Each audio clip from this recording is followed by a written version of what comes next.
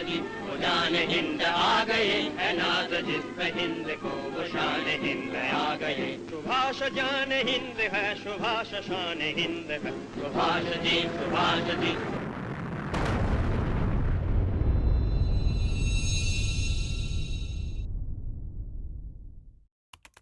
18 अगस्त 1945 दोपहर 2:15 ताइवान। दूसरे विश्व युद्ध में जापान के सरेंडर के 3 दिन बाद नेताजी सुभाष चंद्र बोस ने आजादी के नए मिशन पर उड़ान भरी। लाखों लोग उनकी पूजा करते थे। 10,000 लोग उनके लिए अपनी जान गंवाने को तैयार बैठे थे। उनका लक्ष्य सिर्फ एक था, हिंदुस्तान की आजादी। और इसके लिए वो नाजियों के साथ भी कंधे से कंधा मिलाकर चले। उन्होंने हिटलर से भी हाथ मिलाया। आजादी के नए रास्ते खोलने के लिए सुभाष चंद्र बोस ने सोवियत यूनियन के लिए उड़ान भरी थी। लेकिन अफसोस कि वो वहां कभी नहीं पहुंच सके। उनका विमान हादसे का शिकार हो गया। अगर जापान सरकार के बयान पर यकीन करें तो सुभाष चंद्र बोस की मौत हो गई। लेकिन साल 2006 में मुखर्जी आयोग ने कहा कि 18 अगस्त 1945 को ताइवान में कोई विमान हादसा हुआ ही नहीं था।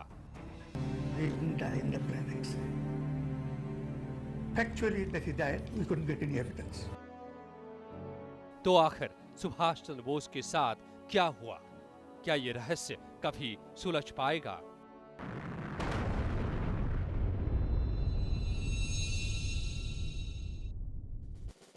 अठारह के स्वतंत्रता संग्राम के बाद सुभाष चंद्र बोस एकमात्र ऐसे राष्ट्रीय नेता थे जिन्होंने बंदूक की नोक पर आजादी हासिल करने का न सिर्फ ख्वाब देखा बल्कि उसे पूरा करने के लिए जापान और जर्मनी जैसी महाशक्तियों से हाथ भी मिलाया।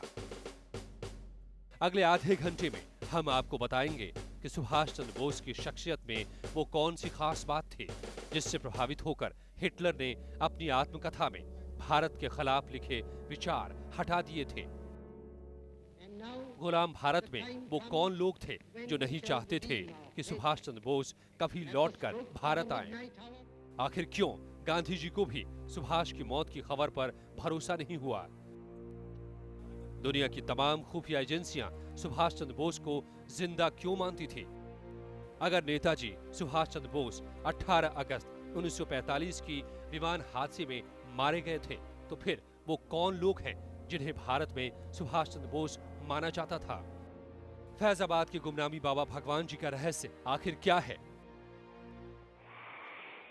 भारत की आजादी से पहले और आजादी के बाद तक बोस की मौत से पर्दा उठाने के लिए सरकारों ने वो तेजी क्यों नहीं दिखाई जिसकी जरूरत थी?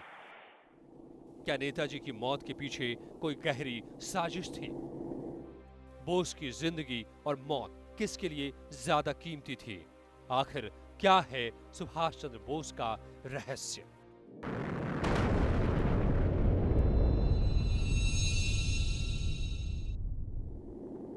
अगर इतिहास की माने तो 18 अगस्त 1945 को दोपहर में लगभग 2 से 2:30 के बीच बोस के विमान ने रूस के लिए उड़ान भरी थी। लेकिन उड़ान भरते ही बोस का विमान ताइपे, जो अब ताइवान का हिस्सा है, वहां हवाई हादसे का शिकार हो गया। जापान ने 18 अगस्त को हुए हादसे की खबर दुनिया को 23 अगस्त 1945 को दी और बताया कि नेताजी सुभाष चंद्र बोस हवाई हादसे में मारे गए हैं। इतिहास में दर्ज हादसे के बारे में जो जानकारी दी जाती है उसके हिसाब से सुभाष चंद्र बोस हादसे के दौरान बुरी तरह से जल गए थे। जख्मी बोस को जापान के एक मिलिट्री हॉस्पिटल में एडमिट कराया गया था जहां उन्होंने आखिरी सांस ली। बोस की मौत की इस कहानी को पूरी दुनिया 65 से ज्यादा सालों से सुनती आ रही है। लेकिन क्या बोस की मौत विमान हादसे में हुई या नहीं, इस पहेली को लेकर सवाल बहुत ज्यादा हैं और जवाब बहुत कम। सबसे बड़ा सवाल खुद ताइवान ने खड़ा कर दिया है। 18 अगस्त 1945 को हमारे यहाँ कोई विमान हादसा नहीं हुआ था। 14 अगस्त 1945 से लेकर 20 सितंबर 1945 तक हमारे यहाँ कोई विमान हादसा हुआ ही नहीं है। तो क्या नेताजी सुभाष चंद्र बोस किसी साजिश का शिकार हुए हैं? अगर हम कहें हाँ, तो इस पर यकीन करने के पीछे कई मजबूत तर्क हैं। जापान की माने तो बोस का इलाज नैनमोन मिलिट्री हॉस्पिटल में किया गया था, लेकिन सबसे हैरान करने वाली बात यह है कि वहां उनके इलाज का कोई रिकॉर्ड नहीं है। यहां तक कि बोस का इलाज करने वाले डॉक्टरों के बयान भी शक पैदा करते हैं। हॉस्पिटल में डॉक्टर तान योशीमी ने सुभाष चंद्र बोस को खून चढ़ाया था, लेकिन डॉक्टर तान योशी ने बाद में कहा कि मुझे नहीं पता कि मैंने सुभाष का इलाज किया। इतिहासकार लियोनार्ड ए गार्डन ने अस्पताल के डॉक्टरों का इंटरव्यू लिया था। लियोनार्ड ए गार्डन ने अपनी किताब ब्रदर्स अगेंस्ट ब्रिटिश राज के पेज नंबर 541 और 542 पर ब्यौरा देते हुए लिखा है कि कई घंटे इलाज के बाद सुभाष चंद्र बोस कोमा में चले गए थे।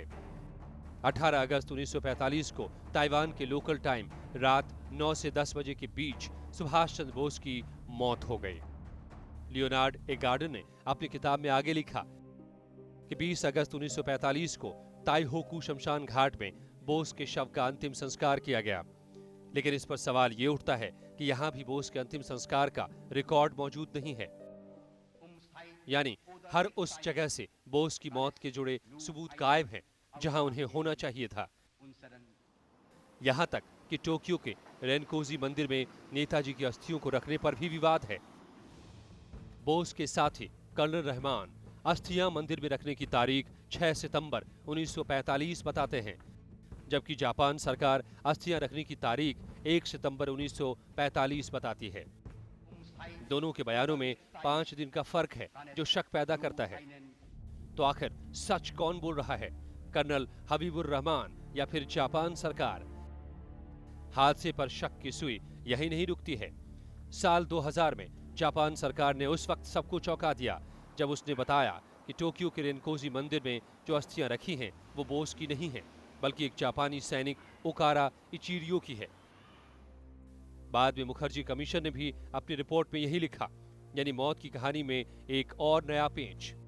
Beloved leader of the country, the people must know about what happened ultimately.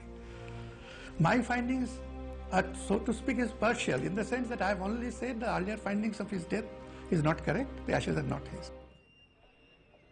आखिर बोस की मौत पर उस वक्त के नेताओं ने वो तेजी क्यों नहीं दिखाई जिसकी जरूरत थी? क्या आजादी की जंग में शामिल तमाम नेता उनका रुतबा और लोकप्रियता को देखकर घबरा गए थे? ये एक ऐसा सवाल है जिसे जानने के लिए हमें नेताजी के संघर्ष में उतरना होगा। 23 जनवरी 1897 को नेताजी सुभाष चंद्र बोस का जन्म उड़ीसा के कटक में हुआ था। पिता जानकीनाथ बोस और मां प्रभावती की 14 संतानों में बोस उनके 5वें लड़के और 9वीं संतान थे। बोस में आजादी की लौ बचपन से ही चल रही थी। युवा होते होते आजादी की वो लौ एक ज्वाला बन चुकी थी। मुंबई के मणि भवन में 20 जुलाई 1921 को नेताजी सुभाष चंद्र बोस की मुलाकात महात्मा गांधी से हुई। पहली ही मुलाकात में गांधी जी को नेताजी भा गए। कुछ ही सालों में बोस ने अपने मजबूत इरादों से अंग्रेजों की चूल्हे हिला दी। कोई नहीं कह सकता है जिन लोग इस जंग में शरीक होंगे उनसे कितने लोग निकलेंगे जिंदा हो। कोई बात नहीं है हम जिंदा रहेंगे या तो मरेंगे, कोई बात नहीं है। बात कोई सही बात यह है, अहम बात यह है, आखिर में हमारी कामयाबी होगी, हिंदुस्तान आजाद होगा। साल 1925 में अंग्रेजों ने उन्हें बर्मा की मंडाले जेल में डाल दिया। साल 1928 में उन्होंने साइमन कमीशन का विरोध किया, जिसके लिए उन्हें गिरफ्तार कर लिया गया। जेल से छूटने के बाद उन्होंने अपना अभियान तेज कर दिया। कोलकाता में 26 जनवरी 1931 को उन्होंने राष्ट्रध्वज फहराकर एक विशाल जनसभा को संबोधित किया। बोस को फिर जेल में डाल दिया गया, लेकिन बोस के इरादों पर इसका जरा भी फर्क नहीं पड़ा। सुभाष चंद्र बोस जनता के बीच हीरो बन चुके थे। साल 1938 तक आते आते सुभाष चंद्र बोस का कद इतना ऊंचा हो गया था कि उन्हें आजादी की जंग का नेतृत्व करने के लिए हरिपुरा के 51वें अधिवेशन में कांग्रेस का अध्यक्ष चुन लिया गया। अध्यक्ष बनते ही बोस ने जता दिया कि आजादी की जंग केवल अहिंसा से नहीं जीती जा सकती है। India is going to be free. Our struggle is no doubt a non-violent struggle. But even a non-violent struggle demands an army, an organization, and a machinery. Subhash Chandra Bose के इस भाषण से गांधी जी को ऐसा झटका लगा कि उन्होंने मन बना लिया कि सुभाष चंद्र बोस को आगे कांग्रेस अध्यक्ष नहीं बनाएंगे। साल 1939 में गांधी ने सुभाष को कांग्रेस का दोबारा अध्यक्ष बनाने से मना कर दिया, लेकिन सुभाष अड़ गए और नतीजा ये हुआ कि अध्यक्ष पद के लिए चुनाव हुए। गांधी ने बोस के खिलाफ पट्टा भी सीतारमैया को खड़ा किया। चुनाव में सुभाष चंद्र बोस को 1580 वोट मिले, जबकि सीतारमैया को केवल 1377 वोट मिल पाए। इस तरह बोस ने गांधी जी के उम्मीदवार सीतारमैया को 203 वोटों से जबरदस्त मात दी। इस हार को गांधी जी ने खुद अपनी हार माना और बोस के खिलाफ मोर्चा खोल दिया। नतीजा ये हुआ कि सुभाष चंद्र बोस ने आजादी की जंग के लिए साल 1939 को फॉरवर्ड ब्लॉक की स्थापना कर दी, जिससे गांधी जी के साथ कांग्रेस से भी उनके संबंध और खराब हो गए। तो क्या यही वजह थी कि बोस की मौत पर जांच में तेजी नहीं लाई गई, या सुभाष चंद्र बोस देश की मौजूदा राजनीति का शिकार हो गए थे? इसका एक सबूत कन्हैयालाल बसु की मशहूर किताब नेताजी रीडिस्कवर्ड के पेज नंबर 347 पर मिलता है। जब नेताजी की आजाद हिंद फौज ने हिंदुस्तान पर हमला कर अंडमान और निकोबार को अपने कब्जे में लिया था, तो उस वक्त नेहरू ने इसका सख्त विरोध किया था। मुझे हिंदुस्तान पर इस तरह के हमले का विरोध करते हुए कोई झिझक नहीं हो रही है। कोई भी शख्स भारत में इस तरह से हमला करके नहीं आ सकता है। इस बयान से साफ पता चलता है कि बोस पूरी तरह से कांग्रेस के नेताओं से दूर हो चुके थे। यहां तक कि बोस की मौत से जुड़े दुनिया के कुछ जानकारों का कहना है कि बोस की मौत का रहस्य जवाहरलाल नेहरू को पता था। Some elements are that Bose was in a Soviet prison and he lived there for decades even, and Nehru did everything to convince Stalin that Bose should stay in that prison, not be allowed to come back. It was in Nehru's interest that Bose did not reappear in independent India. It must be Nehru's doing. There is no proof for that, but it's interesting. इस बयान में कितनी सच्चाई है ये कहना तो मुश्किल है, लेकिन बात यही खत्म नहीं होती। महात्मा गांधी के निजी सचिव रहे खुर्शीद नौरोजी ने 22 जुलाई 1946 को अमेरिकी पत्रकार लुई फिशर को एक पत्र लिखा था। आजाद हिंद फौज करोड़ों भारतीयों के दिलों में बसती है। अगर सुभाष चंद्र बोस रूस की मदद से हिंदुस्तान लौट आए तो लोग गांधी या फिर कांग्रेस की बात नहीं सुनेंगे। ये पत्र बताता है कि उनकी मौत के बाद भी हिंदुस्तान में उनकी कितनी अहमियत थी। यहाँ तक कि महात्मा गांधी को भी उनकी मौत पर शक था। दिसंबर 1945 में महात्मा गांधी का बयान सामने आया। मुझे पूरा भरोसा है कि नेताजी जिंदा हैं। अगर कोई उनकी अस्थियां लाकर मुझे दिखाए तो भी मैं भरोसा नहीं करूंगा कि नेताजी मर चुके हैं। 2 जनवरी 1946 को महात्मा गांधी का एक और बयान आया। मुझे लगता है कि सुभाष चंद्र बोस जीवित हैं और वो कहीं छुप गए हैं। बोस की मौत के करीब 1 साल बाद तक देश के चोटी के नेताओं ने जिस तरह से बयान दिए हैं, उससे साफ है कि बोस की मौत पर जांच कम और सियासत ज्यादा हुई। हिंदुस्तान की आजादी के बाद नेताजी सुभाष चंद्र बोस के रहस्य की जांच के लिए 3 कमीशन बन चुके हैं। सबसे पहला आयोग साल 1956 में बनाया गया। आयोग ने अपनी रिपोर्ट में बताया कि बोस की मौत विमान हादसे में हुई है। इसके बाद साल 1977 में एक बार फिर दोबारा जांच के लिए 1 सदस्यीय जीडी खोसला आयोग बनाया गया।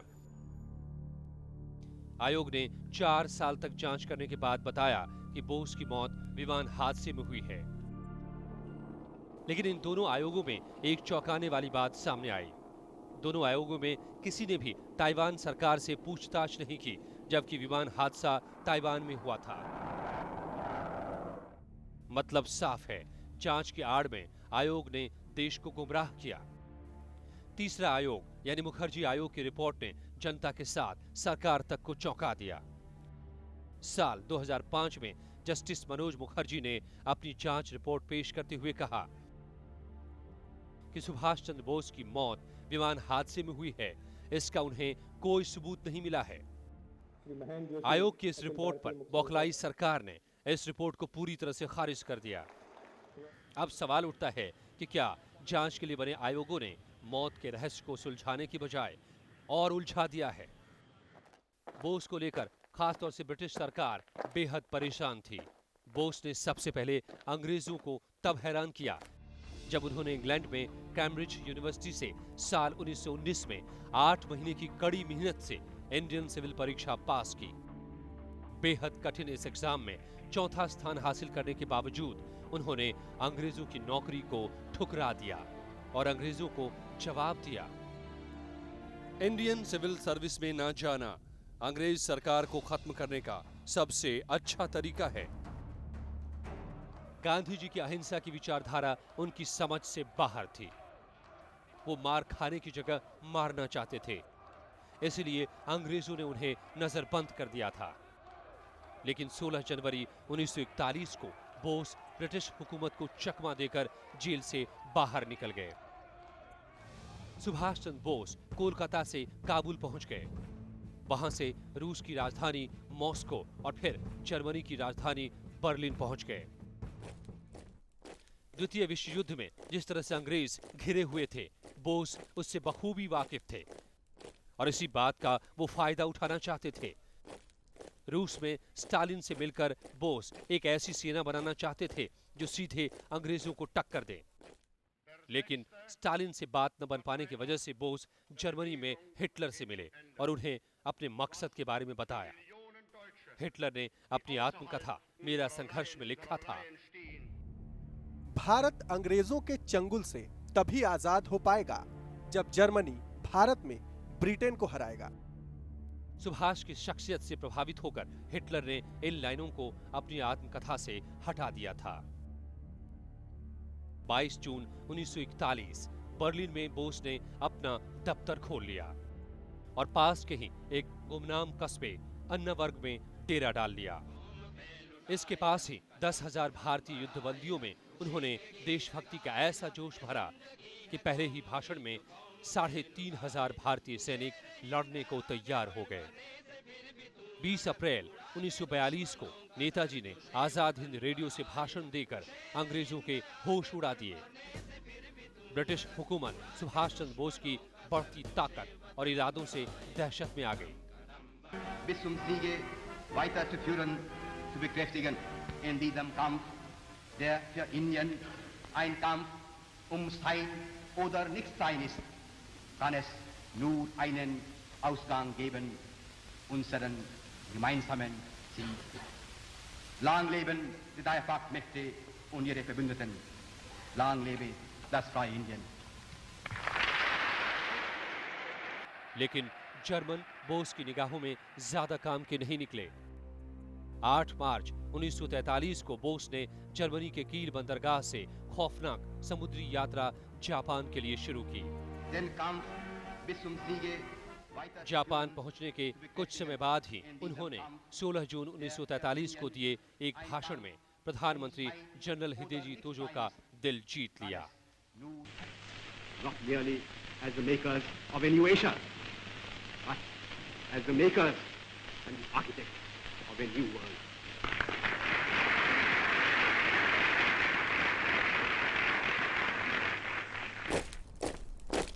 बोस ने जापान के साथ मिलकर ब्रिटेन के खिलाफ जंग छेड़ दी, लेकिन बोस के इन कदमों से देश के बड़े नेता नाखुश थे। क्या इसके पीछे बोस की बढ़ती लोकप्रियता थी? बोस के इरादों से प्रभावित होकर अब तक अंग्रेजों के लिए लड़ने वाले भारतीय युद्धबंदी अब आजाद हिंद फौज में भर्ती होने लगे। हमारे सामने एक ही प्रोग्राम रहेगा, फाइटिंग प्रोग्राम। लड़ाई का इंतजाम करना, लड़ाई शुरू कर देना और कामयाब करना लड़ाई। जब हम फिर लाल किले दिल्ली में जाकर वहां हमारे विक्ट्री परेड करेंगे। आजादी की इस जंग में बोस ने महिलाओं को भी अंग्रेजों के खिलाफ उतार दिया। आजाद हिंद फौज और ब्रिटिश आर्मी के बीच कई बड़ी जंग हुई। सबसे पहली जंग फरवरी 1944 में अराकान में लड़ी गई। इस जंग में ब्रिटिश आर्मी के 3,500 जवानों की मौत हुई और आजाद हिंद फौज और इंपीरियल आर्मी के 3,106 जवान शहीद हुए। साल 1944 में मार्च से जुलाई तक इम्फाल की जंग हुई। इसमें ब्रिटिश आर्मी के 17,500 जवानों की मौत हुई, जबकि आजाद हिंद फौज और इंपीरियल आर्मी के 53,879 जवान मारे गए। इसी साल अप्रैल से जून में कोहिमा की खुरेज जंग हुई, जिसमें ब्रिटिश आर्मी के 4,064 और आजाद हिंद फौज के करीब 6,000 जवान मारे गए। युद्ध में आजाद हिंद फौज को नुकसान उठाना पड़ा, लेकिन नेताजी ने हार नहीं मानी। जुलाई 1944 को बर्मा में नेताजी के जोशीले भाषण ने युवाओं में जोश भर दिया। तुम मुझे खून दो, मैं तुम्हें आजादी दूंगा। लेकिन साल 1945 में हुई बर्मा की जंग में उन्हें हार का मुंह देखना पड़ा। इस जंग में ब्रिटिश आर्मी के 2,307 और इंपीरियल आजाद हिंद फौज के 6,513 जवानों की मौत हुई। इसी बीच जापान पर अमेरिकी हमले ने सारे समीकरण बदल दिए। जापान ने आत्मसमर्पण कर दिया और मजबूरन बोस को अपना मिशन एक बार फिर सोवियत रूस से शुरू करने के बारे में सोचना पड़ा और इसीलिए उन्होंने रूस के मंचूरिया के लिए अपनी आखिरी उड़ान भरी थी। 18 अगस्त 1945 को बोस के विमान हादसे में मारे जाने की खबर जैसी ही दुनिया को मिली, इसके तुरंत बाद बोस की मौत की जानकारी पुख्ता करने के लिए दुनिया के टॉप खुफिया मिशन जांच में जुट गए। खुद ब्रिटिश सरकार को बोस के हादसे में मारे जाने पर यकीन नहीं हो रहा था। अंग्रेजों को यकीन था कि ये बोस की एक चाल है। 23 अगस्त 1945 को भारत के वायसराय के निजी सचिव सर इवेन जेनकिंस ने एग्जीक्यूटिव काउंसिल के वायसराय आरएफ मूडी को एक खुफिया पत्र लिखा। सुभाष चंद्र बोस ने भारतीय सीमाओं के बाहर से अंग्रेजों के खिलाफ युद्ध छेड़ा है, इसलिए वो युद्ध अपराधी हैं और उनके साथ वैसा ही सलूक करना चाहिए जैसा कि एक युद्ध अपराधी के साथ किया जाता है। इस पत्र से साफ है कि अंग्रेज नेताजी को जिंदा मानते थे। इन गोपनीय चिट्ठियों से साफ पता चलता है कि 18 अगस्त 1945 को नेताजी की मौत विमान हादसे में नहीं हुई थी। 18 जून 1946 को नेशनल हेरल्ड के लखनऊ एडिशन में खबर छपी कि नेताजी सुभाष चंद्र बोस को ढूंढने के लिए इंडो बर्मा बॉर्डर पर स्कॉटलैंड यार्ड और सीआईडी की टीमें दिन रात गश्त कर रही हैं। सीमा पर हर शख्स को फोटो दिखाकर पूछताछ की जा रही है। सीमांत गांव में घोषणा कर दी गई है कि जो कोई भी सुभाष जैसे दिखने वाले साधु के बारे में सूचना देगा उसे इनाम दिया जाएगा। इन तमाम दस्तावेजों और जानकारियों से साफ है कि बोस की जिंदगी देश की आजादी के लिए उतनी ही कीमती थी जितनी अंग्रेजों के लिए उनकी मौत। लेकिन बोस की मौत का सच और झूठ जानने में आज भी हम उसी दो राहे पर खड़े हैं जहां 18 अगस्त 1945 को खड़े थे। विमान हादसे में नेताजी के मारे जाने की खबर पर पहले ही दिन से शक किया जा रहा था। तो अब सवाल उठता है कि अगर बोस विमान हादसे में नहीं मारे गए थे तो वो गए कहां थे? क्या वो भारत में थे? क्या सुभाष चंद्र बोस फैसलाबाद में गुमनामी बाबा यानी भगवान जी के रूप में एक गुमनामी जिंदगी जी रहे थे? आखिर गुमनामी बाबा की थ्योरी में ऐसा क्या था कि उनकी पड़ताल करने के लिए जस्टिस मनोज मुखर्जी तक फैसलाबाद पहुंच गए? कुछ लोगों का कहना है कि गुमनामी बाबा के रहने का जो तरीका था उससे वो संत कम एक फौजी ज्यादा लगते थे। उनकी भतीजी ललिता बोस यहाँ आई और उन्होंने सामानों को देखा। देखने के बाद सामानों को वो बिलख बिलख कर रोने लगे कि ये तो मेरे चाचा का सामान है। उसके बाद पुराने फोटोग्राफ वगैरह निकाल के कि ये मेरे ताऊ की फ़ोटो है, ये मेरे चाचा की फ़ोटो है, ये मेरे भाई की फ़ोटो है। ये पत्र, उसमें तमाम ऐसे पत्र भी थे जो नेताजी ने अपने सगे संबंधियों को लिखे थे। वो सब पत्र उन्होंने देखे और उसके बाद उन्होंने बताया एक पत्र किसने किसको लिखा है, क्या लिखा है, बंगला में पत्र थे, सब उन्होंने दिखाया उसको। गुमनामी बाबा के कमरे में जो नक्शा मिला है उससे साफ हो जाता है कि गुमनामी बाबा में कुछ बात तो जरूर थी। देखिए, उनसे मिलने के लिए साल में केवल 2 बार लोग आते थे, एक दुर्गा पूजा में और दूसरा 23 जनवरी जो सुभाष चंद्र बोस जी का जन्म दिवस होता है। और उनसे मिलने वाले जो भी लोग आते थे उसमें सब बुजुर्ग रहा करते थे, उनके परिवार के भी 2-3 लोग होते थे। और जो उस समय कि इन्होंने विदेश में जाकर जो अपनी सेना बनाई थी आज़ाद हिंद फौज, उसके जो तत्कालीन जो पदाधिकारी थे वो लोग इनसे, जैसे डॉक्टर पवित्र मोहन राय हो गए, सुनील दास गुप्ता हो गए, सुनील गुप्ता हो गए, ये सब लोग उनसे मिलने आया करते थे। भगवान जी के कमरे से जो किताबें और कागज मिले हैं उसकी लिखावट सुभाष चंद्र बोस की लिखावट से पूरी तरह से मेल खा गई थी। तो क्या भगवान जी ही सुभाष चंद्र बोस थे? क्या हम कभी जान पाएंगे कि आखिर 18 अगस्त 1945 को नेताजी के साथ क्या हुआ था? Bureau report, NN Uttarakhand, Uttar Pradesh. Or so the official version goes. Subhash ji वो जान हिंद आ गए, है नाज़ जिस्म हिंद को वो शान हिंद आ गए। सुभाष जान हिंद है, सुभाष शान हिंद है। सुभाष जी